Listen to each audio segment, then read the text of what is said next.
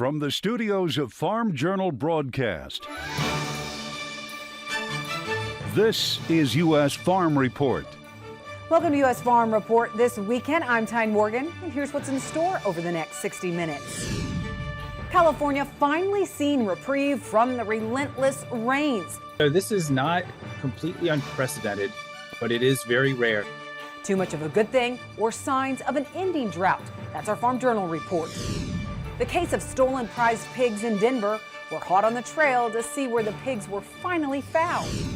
A young producer proving to be a cut above the rest. It's going to go out, hopefully all over the country, come back to our family feedlot, and then go to, sustainable beef, and then go into Walmart's feed supply. The remarkable business and journey of the 2023 Top Producer Horizon Award winner.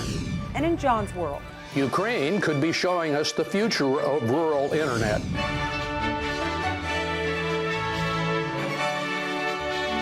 Now for the news, California's weather has finally calmed down after weeks of atmospheric rivers slamming the state with damaging rains, wind, and surf. Tallying the damage will take time, but a California Office of Emergency Services spokesperson says the number of homes and other structures that will be red tagged as uninhabitable could be in the low thousands. Damage is spread across 41 of California's 58 counties. Flood concerns remain in some areas, and a lot of those areas, big growing areas, with Monterey County growing 61% of the nation's leaf lettuce, along with 57% of the celery and 56% of the head lettuce. And it all could cause problems for the nation's produce supply. Destruction of crops is going to act as a supply side shock. So that means that we're going to have a harder time sourcing these fruits and vegetables domestically. I'll have much more on the situation right now in California and the concern for farmers there coming up in our Farm Journal report this weekend. But recent reports show overall price inflation moving down. A better than expected reading of key government index, the U.S. Producer Price Index, or PPI, declined 0.5% last month compared to November. That's more than economists expected. And PPI, which measures the prices sellers pay for goods and services before they reach consumers, is often seen as a solid predictor of where inflation is heading. Food prices, those declined 1.2%, the biggest monthly dip in 2 years.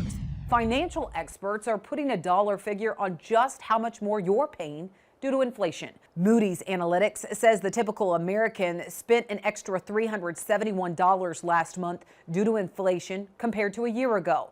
At the inflation peak last June, Moody's Analytics says the typical family spent an additional $502 per month compared with the year prior. From too much rain to not enough, 2 years of drought have severely depleted U.S. hay stocks. Daryl Peel of Oklahoma State University says December 1st hay stocks from USDA showed total stocks under 72 million tons. That's more than 16% below the previous 10-year average. It's also the lowest December 1st stocks on record, dating back to 1973. He says each of the top 10 states for hay stocks were down. The largest hay stocks were found in Texas, but they are still 25% below the 10-year average for the state. Peel says that decreased hay stocks means the cattle industry could face additional liquidation this winter and leaves cattle particularly vulnerable to severe winter weather over the next couple of months. Well, several farm groups are filing suit regarding the latest Waters of the U.S. rule. Among those, the American Farm Bureau Federation, saying in a statement, quote, "This isn't what clean water regulations were intended to do. Farmers and ranchers should not have to hire a team of lawyers and consultants to determine how we can farm our land," end quote. This statement goes on to say that the new rule is vague and creates uncertainty for America's farmers. The new rules, largely reviving a definition of WOTUS released during the Reagan era, giving federal protection to large waterways like interstate rivers and streams and wetlands that are adjacent to them. Well, our biggest ag commodity buyer is seeing its population fall for the first time in 60 years. Reports are China's overall population declined to 1.4 billion last year. It aggravates its long-term structural challenges, including the costs of managing an aging population while not producing enough new workers. According to several estimates, China's population may dwindle from 1 billion by 2050 to 494 million by 2100. The issue, China's one-child policy, a practice which ended in 2016. The news comes after China reported 60,000 people, mostly senior citizens, have died from the coronavirus since early December. Chinese and U.S. officials taking part this week in the World Economic Forum in Davos, Switzerland. U.S. Treasury Secretary Janet Yellen and Chinese Vice Premier holding a meeting, the two agreeing for a need to enhance communication about macroeconomic and financial issues. The Treasury Department reporting that they had a candid and constructive meeting. China also addressing the forum, telling the world it must abandon its Cold War mentality. We believe that an equitable international economic order must be preserved by all of us. International division of labor, encouragement of competition, anti-monopoly, protection of property rights and IPRs, promoting entrepreneurship and free flow of production factors, fair distribution, ensuring macroeconomic stability and a strong social safety net are still economic principles that are relevant today. The theme of this year's forum is cooperation in a fragmented world. All right, that's it for the news. California getting a break from the atmospheric river, but are the plains now in for more moisture in the coming weeks? We'll get a check of weather next. Closed captioning on U.S. Farm Report is brought to you by BASF. BASF, helping you to do the biggest job on Earth. U.S. Farm Report weather is brought to you by H&S Manufacturing. H&S heavy-duty manure spreaders feature a 2-speed apron drive system and fiberglass reinforced plywood sides to provide for easy cleaning and minimal freeze-up. Find out more about the H&S spreaders at the H&S website. Time now for a check of weather with meteorologist Andrew Whitmire.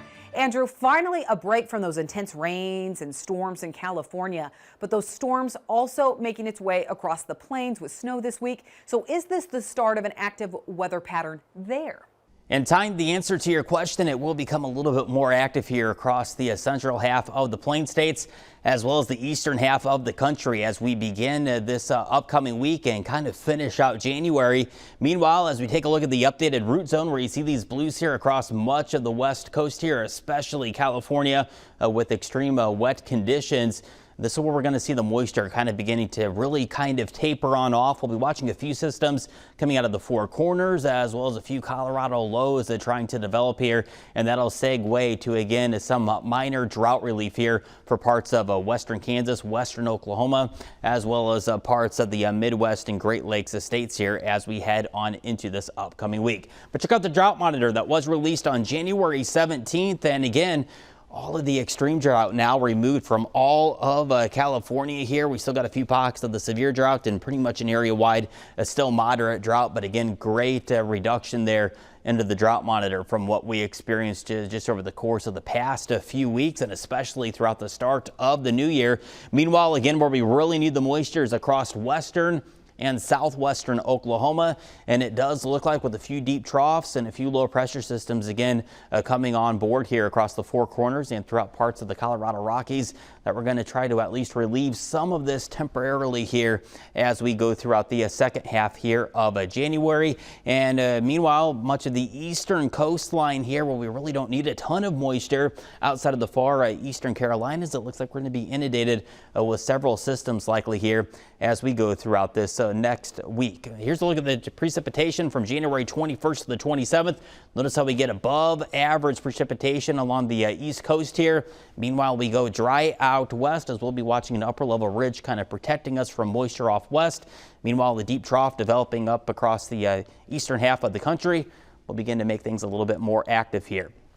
Now, as we round out January, going into the end of the month, and in fact, even into the 1st of February here, we'll likely see above average precipitation trying to step up down towards the deep south, kind of a pattern that you would see more typical in the El Nino years trying to develop as we close out the month of January.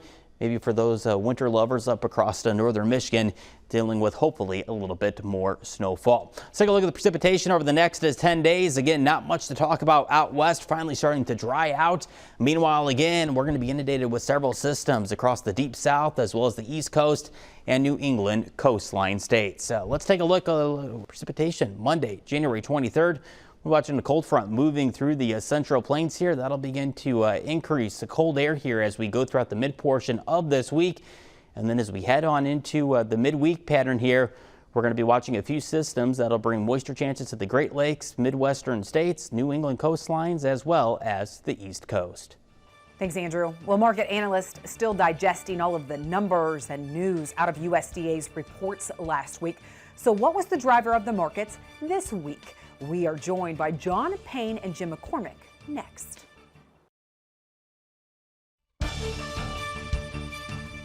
Welcome back to U.S. Farm Report this weekend. Jim McCormick of agmarket.net and John Payne of HedgePoint Global Markets joining us this weekend. All right, Jim, we've had some time to digest all of this information from the reports that came out last week. A big supply shock with that loss of 1.6 million acres in corn. But as now we've had time to digest all of that, what is moving the markets this week? Well, right now, I think the market movers is the weather in South America primarily, and then concern about demand. The bean market's been under pressure all week long, Tyne, plain and simple. The weather patterns seem to be changing, not just here, like look what's going on in California. They're getting swamped of rain, but in Argentina, the high pressure front's moving out. That's allowing the first shot of rain, 2 shots of rain here roughly in the next 10 days. And that's, there is damage being done, but the fact is that crop's stabilizing. So stabilized crop in Argentina, plus the big crop in Brazil, the market's feeling a little bit of pressure. Yeah, John, I mean, when you look at HedgePoint Global Markets, you guys have some analysts and market consultants down in South America with boots on the ground. What are they seeing? Is this rain in Argentina coming just in time? Yeah, so it's been a nice learning lesson for us, just getting a chance to work with people who are actually working in farms in Argentina and Brazil. You learn a lot from afar away, but to hear those folks talk about it, the season's just so much longer there. And that's one thing I took a while for me to comprehend. They don't plant. If it's dry, they just won't plant it for a while. So they've gotten to a point here where we hit mid-Feb where they need, it's go time. It's go or let it go. And as Jim mentioned, looking at some better forecasts in the future, I think there's some anticipation here that the crops, we've been pretty hyperactive writing down the crop losses in Argentina. So now it's maybe to add a little bit back here. We'll see on that. Up in Brazil, it's a different story and more of a harvest delay. So Mato Grosso, which I'm sure many of your listeners have heard of, it's a big kind of bean area there. They are slow to get it out. Yields look okay, but it's just slow to get it out. They don't have the infrastructure that we do, drainage, things like that. So they need the rain to stop and then plant corn. So I think given the lateness in Argentina and then the lateness to harvest in Mato Grosso, we could have a period here, let's call it between March and early June, where the U.S. is going to have to step up a little further in regards to meeting demand, specifically in corn. So I think you'll see those front spreads in corn hold in, and we're seeing that today, where May and March are actually firm, but the deferreds like July, September, December, and the corn contracts are getting sold a little bit. Yeah, Jim, you mentioned demand as well. And in last week's report, we had an analyst describe it as, USDA kind of ripped the Band-Aid off when it came to corn demand, soybean demand, a little bit different story. But what is the biggest concern for you on the demand front, Jim? Right now, the biggest concern is China, Tyne. I mean, there's a lot of trade is anticipating China will eventually come to our market and start buying corn. But the reality is they haven't. They've been buying a lot of corn from Brazil at this point in time. And if for some reason China does not come into our market and has managed to essentially avoid it, I think the market's going to not price that in, and we're going to continue to go down. So it is a very legit concern. The other thing we got to keep an eye on is ethanol demand. They didn't make a lot of adjustments there, but the reality is there's a real fear we're going to go into a recession. That's not going to be good for demand for ethanol, and that is, that'll trickle down to the price of corn as well. Yeah, John, Jim mentioned China, and we just talked about in news, the population drop in China. Is there any correlation there between the population decline that now they're coming out and saying and the decline in demand? Yeah, the demand certainly is a problem. I don't know demographics in China, and as Jim would know, the reports we get out of there, you got to take them with a grain of salt. So this week to see them finally admit to that, you just wonder if that's baked in the cake or not. I think on the demand side specifically, we'll start with hogs. This week we got a word that China's going to aggressively cut their sow population. So they're going to liquidate some of their herd here, make up for some meat supply losses they've had during COVID. And how that affects corn demand is a pretty good question. They're not going to be building their herds. Corn, soybean meal demand specifically, I think, are probably a little high here. But again, I think that's a story for Brazil right now. China is setting the stage to kind of operate much like the North African nations did in the wheat markets, where they were buying from the U.S. forever. we had some regime change, some macroeconomic changes, and then all of a sudden they're now buying from Russia and they're a big Russian client. I think the same could happen here, where a lot of corn demand that the U.S. has been selling to South Korea, Japan, China, that goes down to South America. Thankfully, we have a lot of industry here that can use corn, but on the margins, specifically with ethanol, if that, we don't see oil prices really rallying, I think you're going to have the ability for corn to shed demand at these prices should be easier. Yeah, well, speaking of that, we did see oil prices edge higher this week, plus some impressive trade in the cattle markets. So later on this show, we're going to digest all of that with Jim McCormick and John Payne. Please stay with us. Well, Ukrainian intelligence officials say they believe Russia is preparing for a second wave of mobilization. And as the war continues, there may be an infrastructure lesson for the rest of the world. Here's John Phipps. Necessity is the mother of invention, it is repeatedly said, and nothing helps clarify what is really necessary like war. In contrast to the previous century, major conflict between developed countries is only a vague historical concept for most people today. Similar to the world wars and the variously labeled conflicts like Korea and Vietnam, the longer the Ukraine war drags on, the more comparisons we can make between our memories of war and the realities.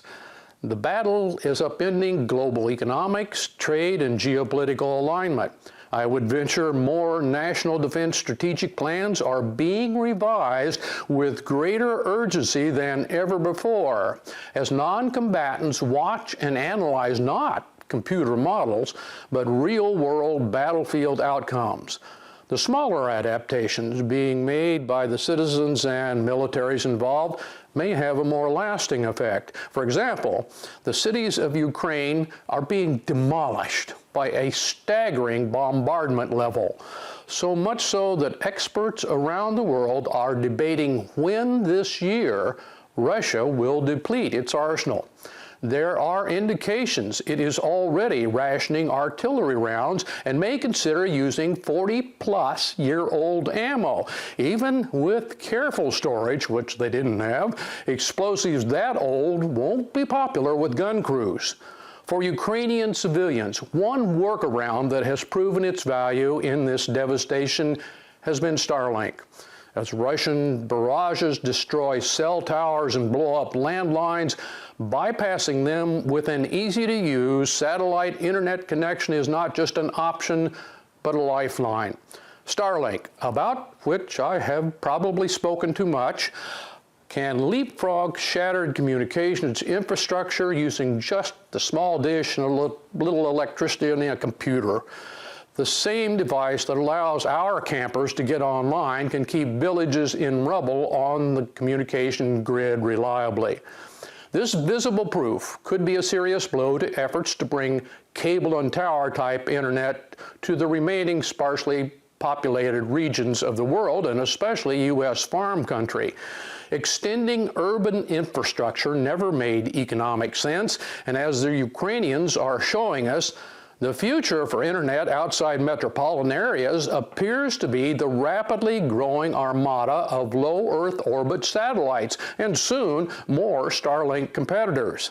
Maybe instead of billions of dollars for optic cable, which will routinely be sliced by backhoes, our government should hand out Starlink vouchers. Thanks, John. And you can watch more of John's commentary on Farm Journal's YouTube page. Well, when we come back, we check in with the Machinery Pete for Tractor Tales this week.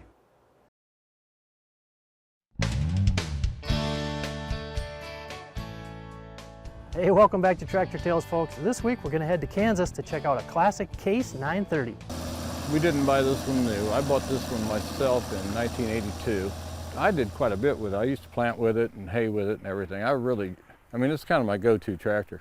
And right now it's got around 6,000 hours, so it's not a terrible amount of hours for what it is. Back in '67, Dad bought a new 930 Case. He traded the 400 for a 700, the 700 for an 830, and then we got up to a 930. And that thing was so handy, and then we bought a 970 with a cab on it. Dad said, man, I missed that 930, and I was getting started, and I thought, man, I found this one in there Joe Hennings had, I thought, man, I'm going to see if I can buy it. So I did. So I put a lot of hours on our other 930.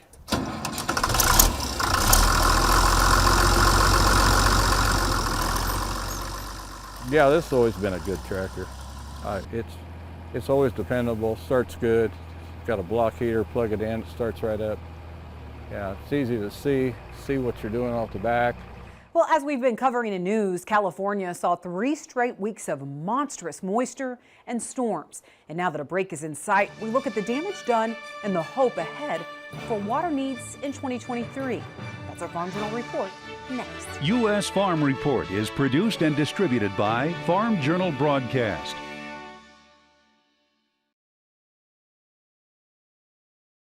Welcome back to U.S. Farm Report. Trusted, timely, tradition. We'll talk about the tale of 2 extremes. After 3 consecutive years of devastating drought, California has seen relentless rains and steep snowfalls the past 3 weeks. While a break is now in sight, it will take time to assess the damage done by the historic storms. But it's also planting some hope about the moisture picture in the year ahead.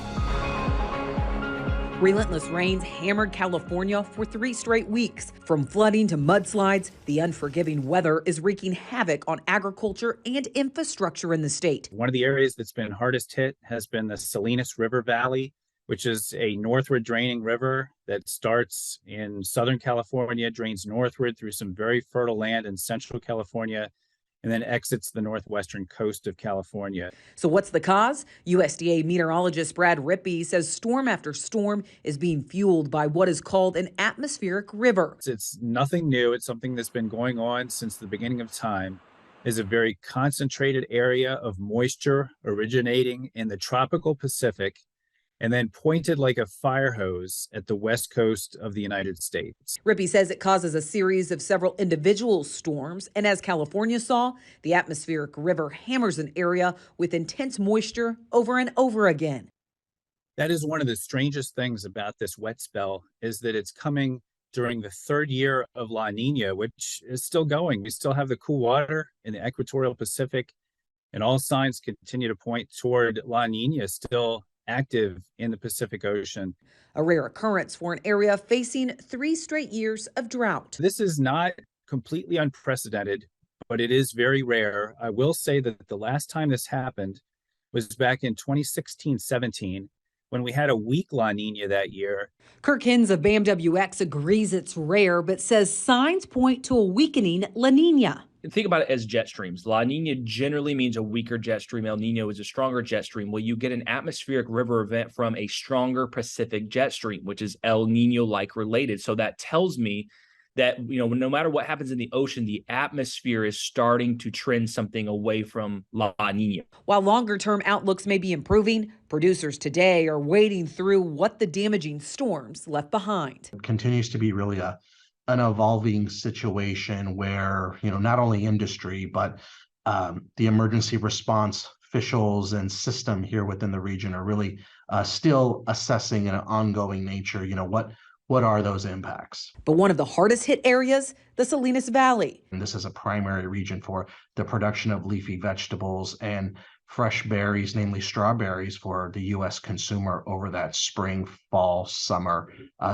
fall period of time. It's not clear how long the flooding will last, but the good news is the area is in between growing seasons right now. Those crops largely aren't impacted because they're not quite yet into production. However, there are situations here where some of those crops, namely on the leafy vegetable side, were planted.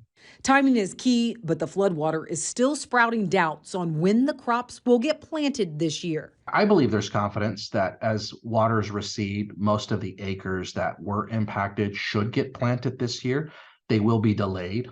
The other concern, water contamination. So water tests will have to be done, soil testing, just to make sure it's safe to grow these crops. Even with the deluge of rain, Rippey says lingering drought is still impacting the state. But with all the rain and snow, it's also planting hope. I think we saw 40 to 50 foot recovery in like 2 weeks in some of these basins. I mean, that is that is what was needed in a lot of those areas. The latest snowpack assessment shows levels in the Sierra Nevadas reached 250% of normal, and far northern California is seeing snowpack 200% of normal. Certainly from a water allocation standpoint, we should be in much better shape in 2023 than any of the 3 preceding years. Is it the start of a changing scenario for the drought-stricken West? Well, Rippey says today La Nina has not lifted its grip, with the rare January tornado touching down in Iowa this week as proof. I think that we can blame on La Nina without a doubt. We have a very active storm track. It has shifted now away from the west, but now we're seeing these storms starting to light up across the middle part of the country, central and eastern U.S., snow in Nebraska currently. Snow this week also bringing some drought relief to the north central Great Plains. Good news for winter wheat and soil moisture overall, but also a warning that more severe weather outbreaks could be on tap yet this month. Active storm track has shifted, but we remain in a pretty hyperactive weather pattern as we head through the rest of January, just a different part of the country than what we saw for the first half. Well, the promising start to moisture is also happening in the plains, but will it be enough to rebuild the dwindling cattle herd in the U.S.? Jim McCormick and John Payne rejoin us next. U.S. Farm Report is brought to you by Germinator Closing Wheels. Germinator Closing Wheels provide quicker emergence and are more consistent in dry conditions than any other closing wheels. Order 12 to 16 rows today and qualify for free shipping or 20% off an end zone moisture management package.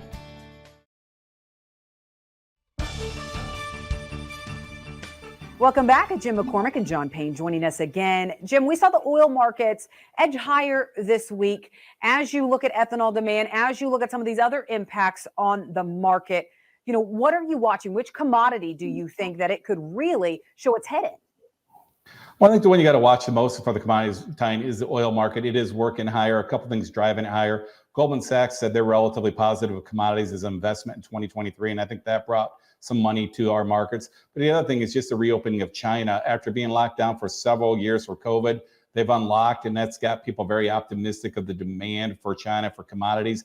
The one thing I want to point out, Tyne, though, if you look at it historically, our economy kind of lags China movement by about 4 quarters or roughly a year. So as China starts to reopening, I think you're seeing a lot of people get excited about it, but history says we're not really going to get that punch in demand and optimism for maybe up until this time a year from now. So something we need to watch, but oil is the canary in the coal mine for pretty much all the commodities.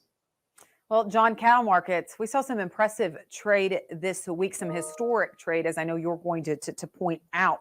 But when you look at some of the positive movements, it seems like with inflation and some of those reports, do you think that just further fuels this cattle market? I think it fuels the beef prices, and the way I kind of look at cattle demand, it's like a tube of toothpaste, all right? And so the packer side, they tend to get it first. We've gotten a lot of that demand as we talked about post-COVID, where margins for packing houses were like double what they had been, essentially record levels.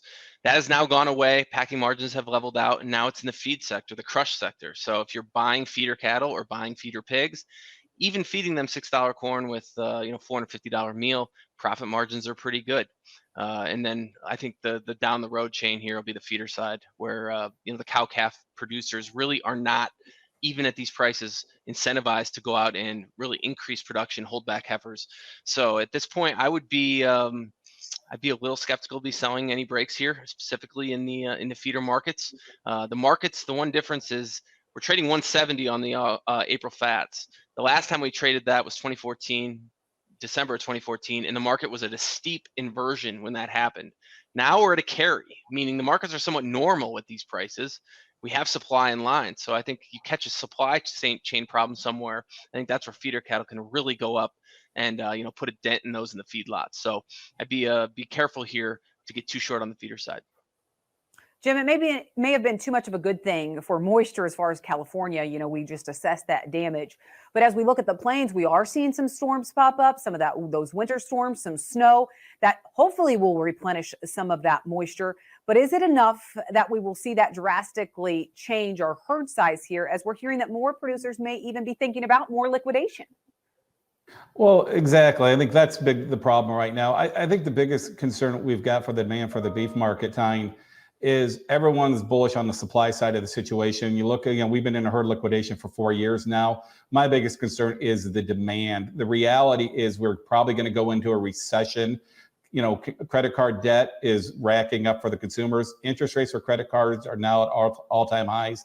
And I think you just got to be a little bit leery that the demand may not be as optimistic as people think. And it's not just here in the United States, Tyne. It is pretty much around the world. Central banks around the world are all raising interest rates. It is slowing the economies around the world. And like I said, everyone's betting on China to bail us out. And I just don't think China's going to be able to do it as quick as the market's thinking. So our argument is whenever you have an opportunity to lay off some risk, don't be afraid to do it. Well, I know it's a little too early to get into this acreage debate, John, but as you look at the crop production reports and the impact that it had on cotton prices, do you think we are going to see a disappearance of cotton acres coming up in 2023? And where do you think those acres will move to?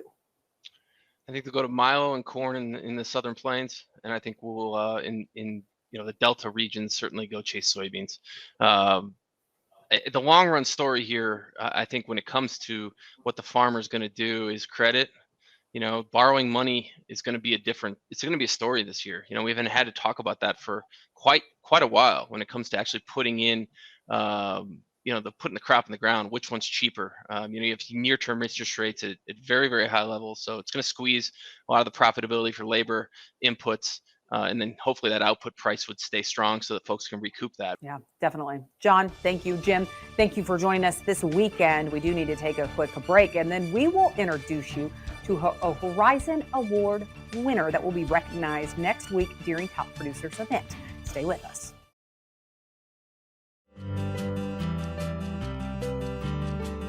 Well, we're gearing up for our annual Top Producer event in Nashville next week. Not only are there a host of speakers and sessions to help you fine-tune your business skills, it's also a chance to recognize top producers in agriculture. And this weekend, we introduce you to a young producer who's blazed his own path, creating quite the beef business at a young age. And as you'll see, Top Producers 2023 Horizon Award winner is truly a cut above the rest.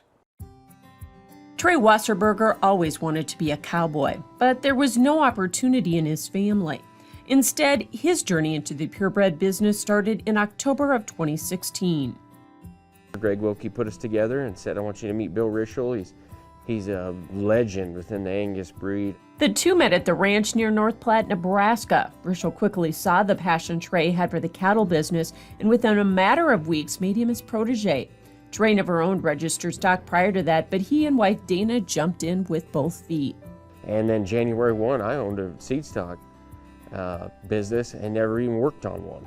In March, I had my first bull sale. Now this will be our 5th bull sale of our own, and we've been growing it from 112 bulls that first year to about 400 this year. Those bulls are sold in 30-plus states, and to show accountability, commercial customers can sell or consign their feeder cattle into the first-of-its-kind TD feed test.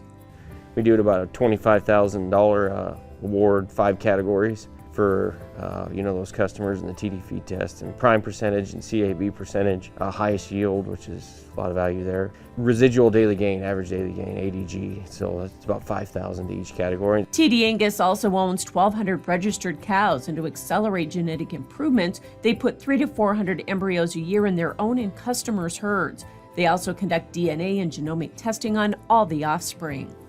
I want to DNA that calf at birth and have him registered with his DNA, because if I like what happened genetically, I might do it again. TD Angus specializes in cattle procurement and heifer development and runs 4,500 yearlings on grass and develops 400 to 600 commercial bred heifers a year. We'll go back out there and try to buy those calves back, those steer calves specifically, and also do a heifer development program for the heifer calves, so we have an avenue for both sets of calves. And then usually try to get them back here to our family feedlot. And that commercial feed yard features their own genetics and their own feed. Kirk Olson, Dana's dad, feeds about 50,000. And our feed test gets about 4,000 or 5,000 every year. So that's a big part of our business as well. But Wasserbergers didn't stop there. The pandemic showed them how fragile the food supply and the cattle market was. And from that, sustainable beef was born. We got, first time ever, we actually have under one roof and under one team at Sustainable Beef. We have a seed stock producer that's going to provide a high marbling, high tenderness, product to sire these calves that's going to go out, hopefully all over the country, come back to our family feedlot, and then go to, sustainable beef, and then go into Walmart's feed supply. This is a one-of-a-kind supply chain partnership with Walmart, and it stemmed from shared sustainability goals. What's really cool is our carbon footprint is limited, all without 15 miles of each other. These bulls, our feedlot, and our packing plant and the Walmart distribution center are all within 15 miles of each other. And that's huge, and we're proud of that. The nearly $400 million plant is currently under construction and will be ready for business in 2024. Wasserburger says it's the last step in their conception to consumer model. And it's just one of the reasons this visionary leader is tomorrow's top producer Horizon Award winner. Now, Trey, along with this year's Trailblazer Award winner, as well as the 3 Top Producer of the Year finalists, will all be recognized next week during our Top Producer Summit. We'll also host a live taping of U.S. Farm Report on Wednesday next week, and there's still time to register. You just use that QR code on your screen, and it'll take you right there. Well, the suspicious rise in foodborne illnesses. Customer support is next. Is our food as safe as it used to be?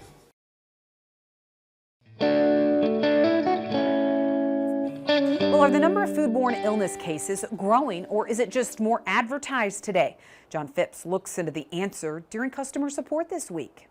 Greg Lane has a question about food safety. What happened to the good old days? I was a kid growing up on a dairy farm where we also raised hogs, beef, and chicken. Usually in August, we butchered our chickens, between 20 and 30. Same way in winter with 4 or 5 hogs. As for sanitizing it was just a quick rinse with clean water. Food poisoning was almost unheard of. Have bacteria and germs developed that weren't around when we were young? Up until the last 10 or 15 years, I personally had never heard of listeria and had heard of the salmonella just a handful of times, yet now we hear about it almost daily.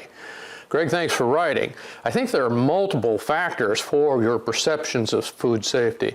I'll run through some here. First, our bodies have pretty good defense against foodborne pathogens. However, there are new strains evolving constantly. Meanwhile, many of the most lethal food pathogens have been virtually eliminated, cholera and typhoid fever and tuberculosis, for example. Second, basic food hygiene and proper preparation in the kitchen may be the largest weak point for foodborne illness. But we don't keep good statistics on where contamination happens unless large numbers of people are affected. Also, most food poisoning means 3 or so really unpleasant days, and only rarely it causes death unless it's untreated. Third, as more of our food is prepared by others in very large quantities, accidental contamination can sicken many more people at once than the pig we slaughtered and ate at home. Today, we eat roughly 50% of our food away from home. Fourth, and probably most important, while the incidence of food poisoning is very low, we now know about 10 people getting sick in a restaurant in California, whereas before, we only knew about local problems. Our food, by any measure, is much safer than when we were young, but that's not newsworthy.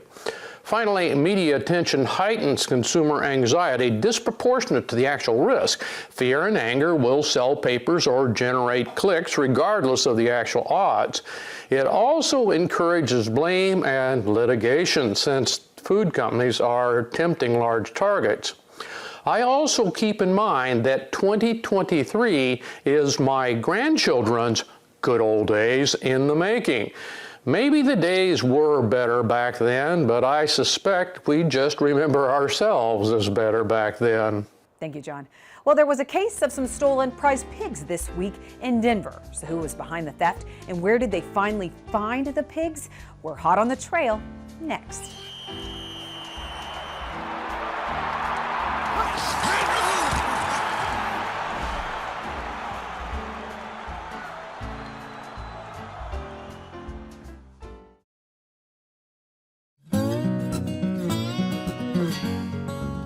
All right, so what would you do if you went to bed preparing to show pigs the next morning, but when you woke up, your trailer and pigs were gone.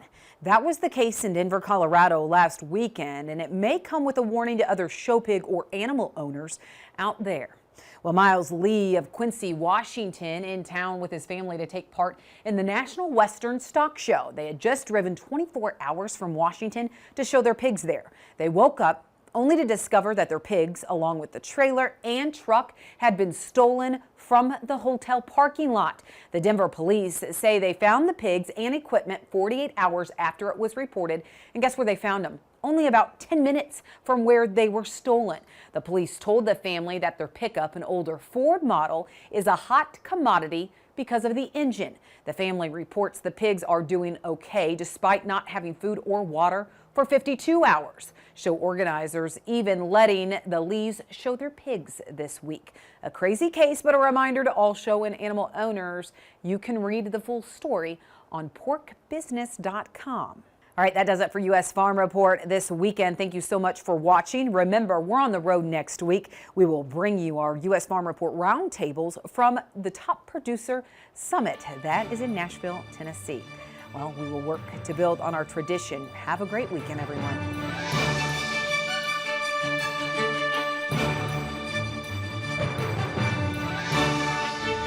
U.S. Farm Report is produced and distributed by Farm Journal Broadcast.